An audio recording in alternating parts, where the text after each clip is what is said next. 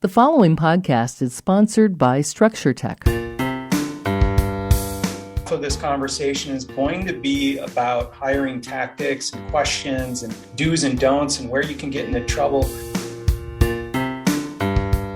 Welcome, everyone. You're listening to Structure Talk, a Structure Tech presentation. My name is Bill Ulrich alongside Tessa Murray and Reuben Saltzman. As always, your three-legged stool coming to you from the Northland, talking all things houses, home inspections, and anything else that's rattling around in our brain. Well, on today's episode, we're in the third category. We're back to things rattling around in our brain, and we're super pleased to have Lenny Siegel back on from Schindel Siegel. And last time we caught up with Lenny, we were talking about vaccination mandates, and we thought it'd be a great idea to bring him back on. That conversation happened last fall. We are now after the first of the year. There's been court proceedings, there's been rulings, there's been political posturing and all kinds of things that have gone on. So we thought it'd be fun to pick Lenny's brain again and see if there's any wisdom that employers might have, big, small, little, wide. I don't know however you want to explain employers. Lenny, welcome. Thanks for coming back on the show.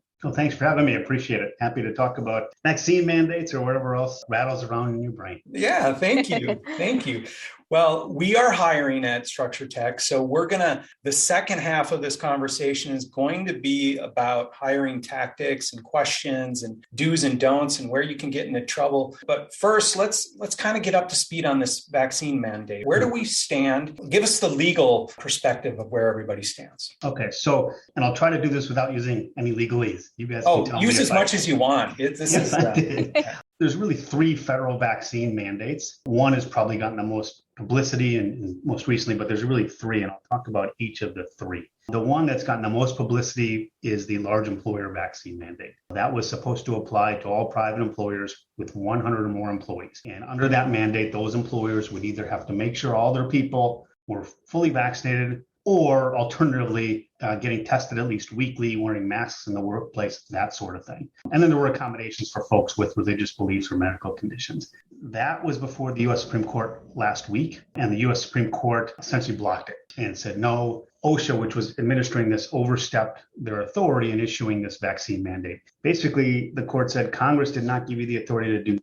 And so that mandate is blocked right now. It's technically not dead. It's technically on life support. I won't get too much into the weeds on that, but I don't anticipate it coming back. So that one we're probably done with. The second one is a federal contractor and subcontractor mandate. So that would apply to businesses, as you might suspect, who have contracts or subcontracts with the federal government. That one is currently blocked across the country as well due to a couple of courts issuing injunctions. That has not reached the U.S. Supreme Court yet. Eventually, it probably will as well. But right now, that one's blocked. And so nobody has to worry about that one. The third federal vaccine mandate was the one for a lot of healthcare workers. It was really for Medicare and Medicaid suppliers, home healthcare agencies, hospitals, hospices, ambulatory surgery centers. There's about 15 of them. That one also was before the Supreme Court last week. And that one, the Supreme Court said could proceed right now. And a lot of people say, well, wait a minute, why can that one proceed, but not the large employer mandate? And it really comes down to the authority Congress designated to an agency. As I mentioned, for the large employer one, Congress did not give that authority to OSHA, according to the Supreme Court. But the Supreme Court said Congress did give the Centers for Medicare and Medicaid Services authority to issue its regulation. And so the CMS mandate for these healthcare providers is in effect. And there's dates by which those folks have to comply. I'm suspecting most of your listeners are not in that field. So I don't know if we want to get too deep on that one, but that one is the one that is in effect. I do have a question. You use the word supplier. Is supplier of payment? Is that what you mean? I mean, because they're paying for the Medicare or Medicaid services that are provided? Yeah, no, it's really those like who are providing the services to patients. It's your hospitals, your hospices. Generally speaking, somebody who just supplies something to one of those facilities is not covered by that mandate. Individuals might be. So if you, for example, have an individual vendor who's site and providing services, then they might still be subject to it. But generally speaking, if you're just a supplier, you're not going to be subject to that mandate. It's the facility themselves and all those employees that are subject to it. Okay, so I think the angle I was going with it, the government's paying for it, so they can kind of dictate. You want our money, you play by our rules. Is that a fair statement? Yeah, absolutely. Yeah. And if you don't comply, if you're covered by that CMS mandate and you don't comply, And I should say that one is a vaccine only. There is no option for testing and masking as an alternative. So it's vaccine or having an accommodation due to a medical condition or religious belief. And if you don't comply, they could terminate your contract. So Okay. I've got a quick question if I can jump in. Lenny, do you have advice for small business owners on how to handle like the return to work policy for when people get sick? Because with this, spike in the Omicron variant and everything, and coming off the holidays, it seems like a lot of people, and if you've got kids or whatever, people are just getting really sick. What do you recommend? What sort of guidelines should we follow to help us navigate when it's okay to have people return to the workplace?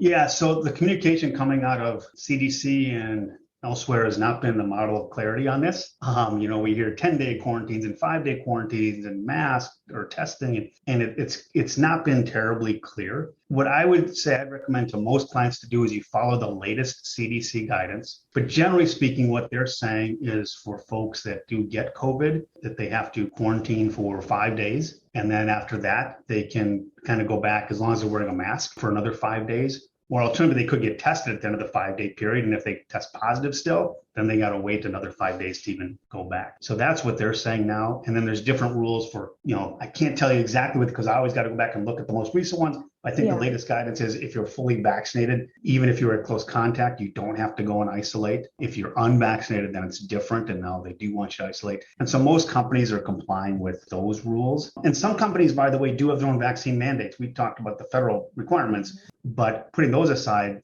many companies have their own vaccine requirements. And that's okay to do as long as you're not in a state that doesn't allow it. So the Floridas of the world or Tennessees of the world and some others that don't allow it, you can't obviously. In Minnesota here, if a company wants to have their own vaccine mandate, they can, as long as they have accommodations for folks with a medical condition or a religious belief.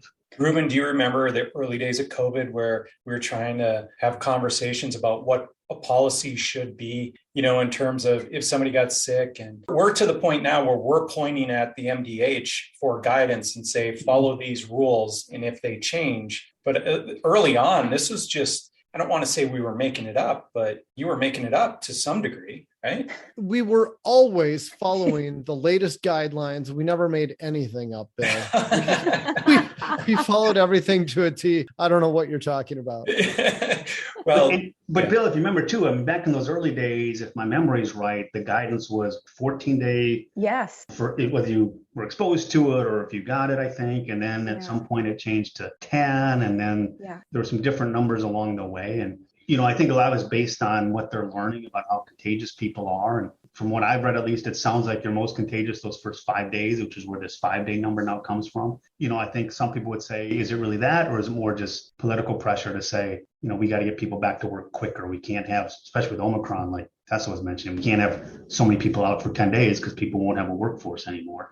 So that's, right. I guess that's a different discussion about the reasons behind it, but those numbers have certainly changed from where we were almost 2 years ago. Well, I just remember our approach was very, very conservative, right? Like we were probably over the top, but yet it's just nice to have a single point of reference. Let the governing bodies make their changes, and as it happens, you just adjust on the fly. Yeah, and generally speaking, if you want to be more aggressive than what the government says you can be, or more restrictive is probably a better way to put it. So if you want to say, I know they've said 5, but we still want to have 10, generally speaking, there's nothing in Minnesota that would stop you from doing something like that. But most companies, I think, are going with what the CDC has to say. So Lenny, is there a difference between what the Minnesota Department of Health recommends and the CDC recommends? I know there's a difference, but what should we be following? Minnesota's probably been more conservative, I think, than the CDC in changing their guidelines. So I think in large part, they've been the same or similar, but Minnesota seems to always be a little bit behind.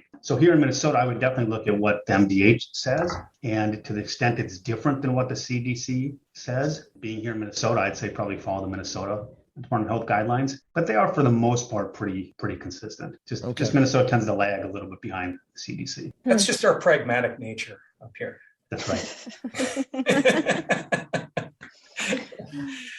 Does everybody feel like a wave is cresting, and hopefully in 2 or 3 months we're going to be beginning to put this behind us? At least that's where my head's at. I'm so hopeful. I think everybody hopes, but I don't know. believe it when we see it, right? Yeah. Yeah, I'm back as a part of the involuntary homeschool society at the moment.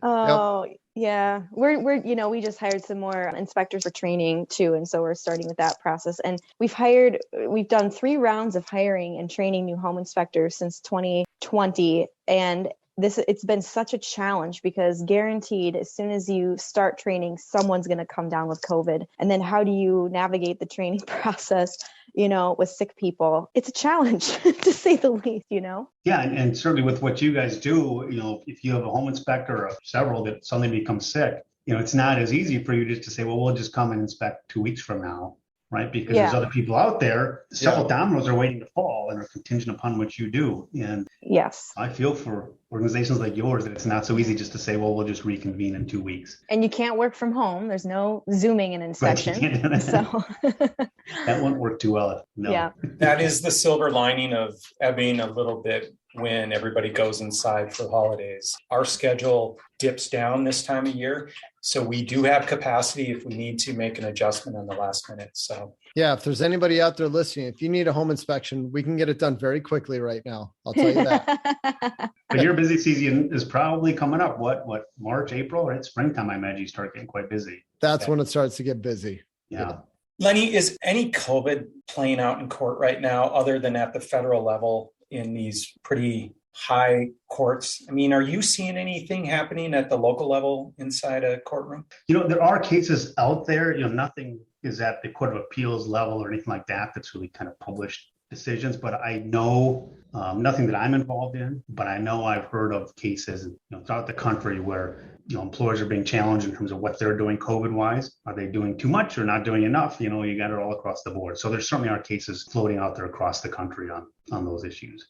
Can I ask a follow-up legal question, just kind of on procedure? If me as an individual want to bring suit against an employer or something like that, typically you can't just call your firm and sign up. You guys don't work for free. It seems like an expensive venture for an individual. Are there companies, are there groups that are standing behind the individual worker to support them through litigation? Yeah, no, there are. And just so it's clear, I generally represent employers, so I'd be on the other side of that table. But there are organizations and law firms that just represent employees. And oftentimes in the employment arena, when a lawsuit is brought, many firms will front the costs or take a contingent fee or something like that.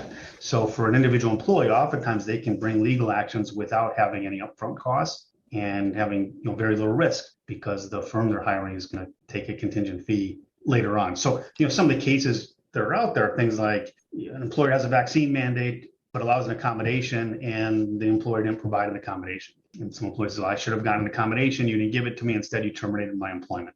So there's a potential lawsuit. So that's how a lot of employees can fund these things. Also, there are human rights agencies in Minnesota. It's called the Minnesota Department of Human Rights. Under federal law, the EEOC, Equal Employment Opportunity Commission. A lot of cities have their own human rights commissions, Minneapolis and St. Paul, for example. So those allow employees to bring a discrimination claim. It's not a lawsuit, you're not in court, but there's no charge to do that. And they can do that without having to hire a lawyer. It's a pretty simple process to get started as well. So you don't necessarily need a lot of money to initiate an action. Okay. You do have to have, some facts to back you up and have a legitimate claim. That's not to say you're going to win at the end of the day, but you can't be making things up. But if you have some legitimate facts, there's ways to do it. If I can interpret what you just said, the folks across the table from you, they know they have to have a high degree of confidence that they're going to win before they're going to take that person on kind of pro bono. Yeah. For the lawyers who represent individuals in these types of things, before they would take something on a contingent fee, they're going to want to have a lot of confidence of really 2 things. One is that they can ultimately prove liability, proving wrongdoing. And 2, that there's actually some money involved, some damages there, because lawsuits are a lot of work and take a lot of time. And the lawyer on the other side is ultimately going to want to get paid at the end of the day too. And they're taking the risk of getting zero. So they want some upside if they do get a successful result. So, sometimes, when talking to my friends on that side of it, there's somebody they feel very bad for and would like to help, but the law doesn't support them. And so they just really can't step in and help. Well, I think we've all had experiences where we think the law is one thing and it's one way, and then you get involved in it and it's so different, and there's technicalities here or there that guide. I mean, I can just cite one example from a long time ago where we worked on a non-compete within my family, and it was a 1-year non-compete. By the time we looked at everything, we had to make a decision. Do you want to fight this out and spend a bunch of money for probably 3 months, because it's going to take 9 months to actually get through this whole process? And we're just like, no, we made a decision to go a different way. And so it's not always cut and dry, even if there should be a winner and a loser, right? Yeah, and you mentioned non-compete. I do a lot of non-compete work, Bill. And in that scenario, I do help individuals, but I also help the companies, the new company that wants to hire somebody, the old company.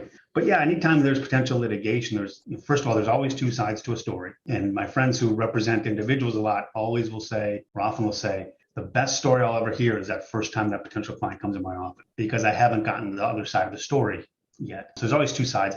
And I don't care what kind of case it is. There is no such thing as a slam dunk case, especially if you get in front of a jury. You just never know what's going to happen. And I jokingly tell people, if you have a lawyer that you're looking to hire that promises you a certain result in a lawsuit, you better find another lawyer, because there's no way a lawyer can promise you a certain result. It just can't be. I like that. That's great advice, and just all the confidence in the world won't guarantee. I know the video is not showing, but Reuben, you seem to be getting some like pink lipstick there for a second. Oh, now it's gone. Did you guys see that too when he was moving?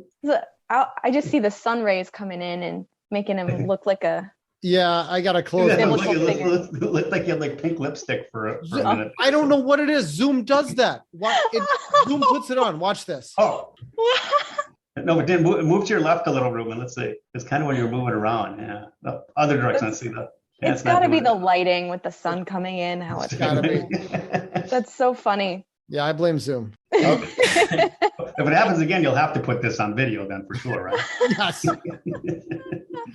So let's turn our attention to topic number 2, because at Structure Tech, we always seem to be hiring. And I've had so many questions about what you can actually do when you're asking questions like, how do you really get to know somebody in a meaningful way, yet legally? Lenny, I want to ask you my first question, and then kind of let you just go with this. But how does Minnesota compare in terms of toughness when it comes to anti-discrimination, or you can't ask that question at the Minnesota state level, but you could ask it at the federal level or some other state, let's say Florida or Texas or something like that? Where do we stand in we're tough or not tough? I think I'd answer that this way, Bill. Minnesota is a very pro-employee state. I practiced in California back in the 90s. California is probably the most pro-employee state, so we're not quite there, but we're definitely very pro-employee. And so we have a lot of anti-discrimination laws here, and oftentimes they're enforced in favor of employees. And by saying that, I don't mean unfairly enforced in favor of employees. I just mean when you compare to other states such as Texas and that sort of thing, you could have the exact same conduct that in Texas, a court might say that's not a big deal, no problem. But Minnesota is going to look at it differently and say, yeah, we do think it's a problem here. So Minnesota is definitely a more pro-employee state than others. Lenny, do you believe most employers are well educated on what you can ask and what you can't ask and how you should conduct interviews? You know, in my experience, large employers tend to be, but that's because they have an in-house HR person, human resources person, or maybe an in-house lawyer or something like that. Small and mid-sized businesses, not nearly as well. Generally speaking, I would say they're all well-intentioned. Nobody's really intentionally doing something improper. But it's that old thing, you don't know what you don't know. And they don't have an HR person. They don't have a lawyer on site or even on call to reach out to. I love to help those kinds of businesses because I can give them a lot of help up front. So they hopefully do most things right, because it's a lot cheaper and a lot better to do things right up front than to do them wrong and then have to clean up the mess later. I mean, just like in your business, right? It's a lot easier to address an issue at the house before it becomes an issue. Yes. Than afterwards. So I would say if you're talking about those larger businesses, yeah, I think they're pretty good, but small and mid-sized ones, well-intentioned, but could certainly use some help. What are some of the most common mistakes that smaller employers make asking questions to employees or potential employees, getting themselves in trouble? Yeah. So, there's a lot of different anti-discrimination things, and people are pretty smart. They're not going to ask something that's overtly discriminatory or harassing. But I've seen companies do things even at the job application stage, for example. In Minnesota, I still see some job applications that have the question about, do you have a criminal conviction? As of a few years ago, that question is not allowed on a job application in Minnesota. So if everybody's listening to this and has a job application with that on there, you should take, now, certain positions, maybe it's okay, right? If you're applying to be an FBI or something like that. But for private businesses, that question should not be on a job application. That's not to say you can't ask about it later, but not on a job application. So sometimes I see really simple things like that. They're just a blatant violation. Often it's a lot more subtle. You have a job interview and things are going really well with the person you're interviewing. And so you just kind of start talking about other things. And maybe you start learning about somebody's life. And lo and behold, as you're talking to them, you find out their sexual orientation and or their family status or something like that has zero to do with the job. Right. But all of a sudden you find out some information. And what if you end up not hiring that person? That just maybe opens a potential door for that person to say, geez, I thought this interview was great until they found out my sexual orientation or until they found out I was a single parent with 3 kids at home. And then it changed and they didn't hire me. And I'm not saying that you're going to get sued or that you're going to lose a lawsuit, because hopefully in that circumstance, the person you ultimately hired, you actually did hire because of better qualification skills, all of those things. But you just accidentally opened a door to something. And I'd rather not have that door open. So I think the biggest issue I see is just interviews go well and you start learning things you don't really need to know. Interesting. What if somebody offers personal information without you asking? Yeah, and that happens quite often. I always suggest that whoever's doing the interviewing, supervisor, whatever it is, that they kind of, and they should practice this in advance, but how to move the subject to something else. So for example, they could say something like, hey, thank you, but that's not really information I need to make an employment decision. So I want to focus on what we need to know to make the best hiring decision we can, and then go on with whatever the next question is. So you're moving on from that as quickly as you can. That sounds really tough to do. I mean, it feels like you're telling them, I don't care about you. I mean, I know this is important to you, but I don't care. Like I would have such a tough time doing that. Yeah, it's good to practice it so you can kind of get comfortable with it. And you can word it differently. You can say, hey, if you get this job, I'd love to learn more about your life and whatever else, because we really want to get to know each other really well. But for our limited time here today, I really just want to focus on the key things to be able to make the hiring decision to make sure you're a good fit for this job. There's different ways to word it, and every person's going to be different in how they do that and how they handle it. Is the most qualified person that keeps you out of hot water no matter what, right? Hiring the most qualified person. But is an employer required to document why they made the decision they made with the group of people they interviewed? Yeah, not necessarily. It's always, from a lawyer's perspective, it's always helpful if there is a lawsuit to be able to look back and say, look, the person took notes at that time and said, here's why we rejected this person, here's why we hired this other person. But frankly, usually we don't have that. But it is helpful because it can show what was in your mind at the time and show that the reasons that you're now claiming for why you rejected one person to hire another were the true reasons back then. You're not just making them up now to justify your decision.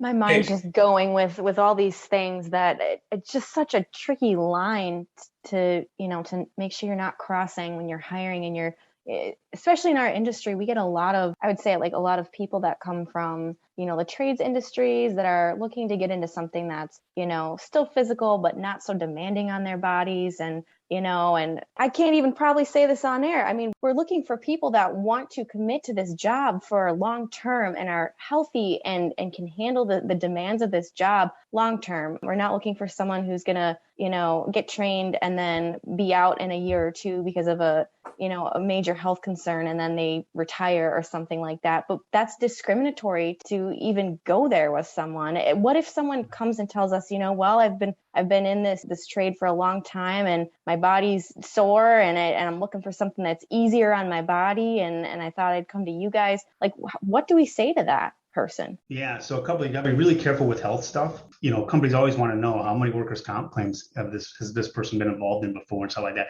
And you really got to stay away from it. But generally speaking, as long as you do this for everybody, you can say to somebody, here's what the physical demands are for this job. We just want to make sure, can you handle those physical demands? Technically, you should say with or without an accommodation, because if they have a disability, but if there's an accommodation that would allow them to do it, that's still okay. But when you do that, you want to make sure you're asking everybody. Mm-hmm. So you want to make sure you're asking that of the 30-year-old person who shows up and looks like they're, Arnold Schwarzenegger in his prime. And you want to ask that of some worker who might be 60 years old and is clearly not in this physically good shape. So you want to ask that question of kind of everybody. Here's the physical demands of the job. Can you do it? Here's the time requirements of the job. We sometimes work evenings, weekend, whatever it is. Can you meet those things? There are even ways, and I'm going to be a little careful in a podcast to say, because I don't want people to run out and do it, because you got to be really careful with it. But there are ways to even do like conditional job offers and then potentially do some sort of medical exam. But you have to do that for everybody. And it's really got to be focused on just the physical needs for that job. And so if anybody's listening to this, don't run and do that. Get legal advice before you did something like that. Give you a call. That's a concern. There are ways to do stuff like that too, but you have to do it the right time and in the right way. Yeah, what I'm hearing you saying is just be consistent with your hiring process. Absolutely. And the questions you ask and document that. And if someone gives you that sort of information, hopefully it doesn't turn into a liability if they're volunteering that, as long as you're consistent with your questions. And people will make mistakes, even in interviewing, right? I mean, we're all human, especially if an interview's going well. You might say something later on like, oh man, I know I shouldn't have asked that. Yeah. Don't lose a lot of sleep over it. I mean, we're all human here. At the end of the day, make the best hiring, as you mentioned, Bill, hire the best candidate. If you hire the best candidate, you're going to be fine. That's the key. You're going to be fine. Even if you did say something inappropriate, because frankly, even saying something inappropriate in and of itself is not the legal violation. It's then if you don't hire somebody because of a protected class status. Well, if you're always hiring the best qualified person, you're going to be in really good shape, even if you did make a misstep during the interview. Sure. Yeah. Good advice. I could ask questions about these topics for hours on end, because I'm sure there's little nuances that would be really helpful, but we can't do that. I mean, we need to be respectful of your time. So I want to begin to wrap this, but are any pearls of wisdom you want to throw out to anybody who's listening? Just, how to stay between the guardrails and other than be consistent, do whatever the hiring process is. I suppose it should be the same every time. If it's a 4-step process, it should always be a 4-step process. Yeah, be consistent is big. You could have a canned list of interview questions, and that doesn't mean, you don't want to be a robot when you're interviewing. You just list each question because you want to hear what the person's saying, right? And based on their answers, you might pivot to different things. But if you have kind of a script or list of questions that really are the most important things you need to get out of that, then you'll have some consistency across your organization, whoever's doing these types of interviews. I would encourage people to get some advice up front, whether that mean an HR professional, an employment lawyer. The internet can be a great source. Just be careful, because whatever source you're looking at, A, if you're in Minnesota, make sure it's actually Minnesota law and not some other state's law. And B, make sure it's actually relatively recent. It's not something that was from 10 years ago that may have been perfectly appropriate 10 years ago, but is totally off base today. But there's a lot of resources out there. Sometimes if you're a member of an organization like Human Resource Organization, or you might have through your insurance company, employment practices, liability insurance, they might have some good resources as well too. But I think it's like anything else, just educate yourself first rather than jumping into the deep end right away. One thing I know it's in fashion right now are taking spouses out. When you're close to making a hire, it's like, hey, let's all go out to dinner and just get to know each other. Mm-hmm. How do you feel about that from the chair you sit in? Yeah, so usually when I see stuff like that, it's often for higher level people and things like that, and much more in-depth types of interviews. Generally speaking, I'm okay with that, with the caveat that be careful of all those inappropriate questions. Now you're in a much more relaxed environment, and probably a longer environment, right? You're going out to dinner, so it might be a couple-hour period. So just be a little bit careful of that stuff. Also now you're meeting the spouse, and make sure you're making hiring decisions based on the candidate, not based on the spouse. Because you're in Minnesota, for example, there is a protected classification based on marital status. So you don't want to actually do something based on the spouse or make a decision based on the spouse, because you might run afoul of that rule. So just, it's okay to do, just make sure you're still being careful. Remember, even though you're not in the work site, it's still a business interview. That's awesome. Thank you. So 2 drink minimum is what you're saying. 2 drink minimum, that's right.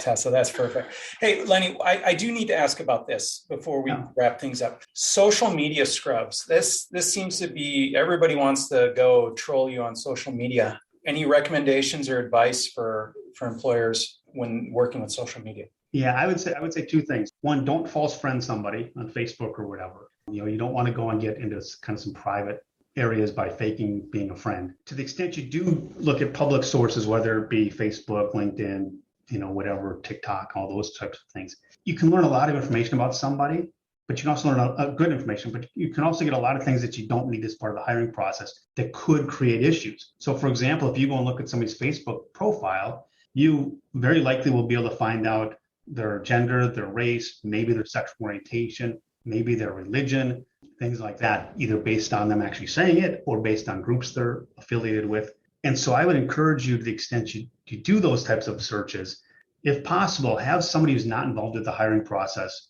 do that research, and then they can only provide relevant information to the people making that hiring decision. So they would say, if they're looking at somebody's profile and they get all this information about somebody, they pass on to the hiring person, hey, this person's worked for X, Y, and Z companies, here's their skills and all that. They don't pass along information about what sexual orientation the person is, or what religion they are, or what race they are, or anything like that. So it separates that person from the hiring person. I think that's really important. If you're large enough to be able to do that, obviously, if you're a 1 or 2 person company, that might not be realistic.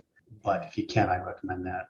We've been in a lot of situations where we've been around a lot of business owners who do scrub Facebook and Insta, and looking for all those different things. And boy, it could be a tricky situation. Yeah, and I mean, a lot of companies do that now. The other thing too is you can always hire some third-party background check companies too to do some background check. There's a lot of notice requirements to an applicant for that under both federal law and Minnesota law. You can always hire a third party to do a lot of background check stuff too. But yeah, a lot of companies do that. I would say for employees or individuals who might be listening to this, be careful what you put out there and be careful what your friends are posting. It may be very funny to have some friend of yours post that picture from you in college 20 years ago when you were drunk under a table or something like that.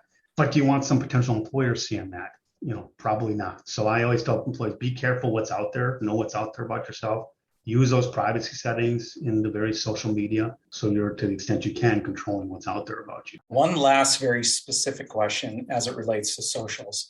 I once heard in a job interview, hey, listen, if I went out and looked at your profiles, am I going to see anything that you wouldn't want me to see? Mm-hmm. Is that a question that's a fair question to ask in a job interview? Is it fair? I mean, yeah. I mean, there's nothing inherently wrong about asking that question. It's a little bit of a gotcha question because as the recipient said, well, what do you mean by that? Is there going to be something out there? No, there's nothing of me, being drunk and engaging in very inappropriate type of behavior or something like that. But, I don't exactly know what you mean that you want to see. So I think it's a really tough question for a recipient to respond to. But is it inherently inappropriate? No. Okay. Well, fair enough. I appreciate that. I did not ask that question for anybody who's wondering if I'm asking the question because I asked the question. So. And I'll tell you, I do training on hiring stuff too. I've got do's and don'ts, and some companies ask those questions. If you were a tree, what kind of tree would you be? Those types of questions are perfectly fine. I don't ask those questions. I don't know what a good answer to that question is, but some people probably do and feel like, hey, the type of personality we want has to be this type of tree. I don't know, but there's a lot of different things out there. And I think when you're interviewing, really focus on what do you need to know for this job? What skills, what qualifications? When you're talking to the person, do they seem like there's a good rapport with them, a good fit? Those types of things. And you will make mistakes. You're not always going to hire the right person. I wish I could give you the magic bullet to say this is how to always hire the right person, but I've never discovered it. Well, it's like we're looking for the secret pill because we've all built cultures inside of businesses, and you hate to bring in an individual that just destroys culture or something like that. But it feels like to really get to culture, you have to ask some of these personal questions.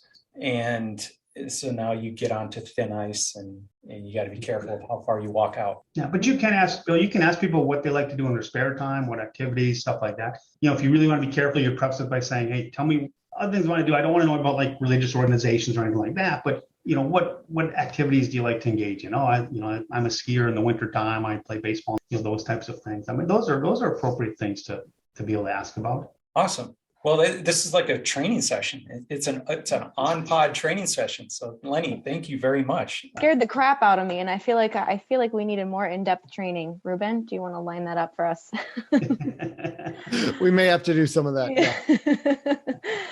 Well, why don't we do this? For now, why don't we put a wrap on everything with today's conversation? Again, you've been listening to Lenny Siegel. Lenny's with Schindel Siegel. Where are you guys? St. Louis Park? St. Louis Park near the West End. Perfect. You can go on to schindelsiegel.com and you can find anything you want to learn about Lenny and ask him questions. All his contact information is there. We will also link up all the appropriate contact information. So Lenny, thank you again. You're a wonderful resource, and we're lucky to be able to just tap into your mind and kind of ask these questions as vaccine mandates unfold. And employment law is not a simple thing. So we really appreciate you coming on.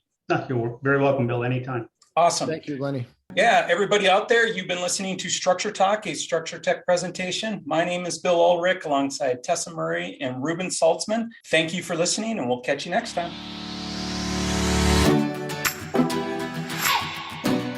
For more information on how we can provide you with the right information about your home before you buy or sell, contact us at structuretech.com.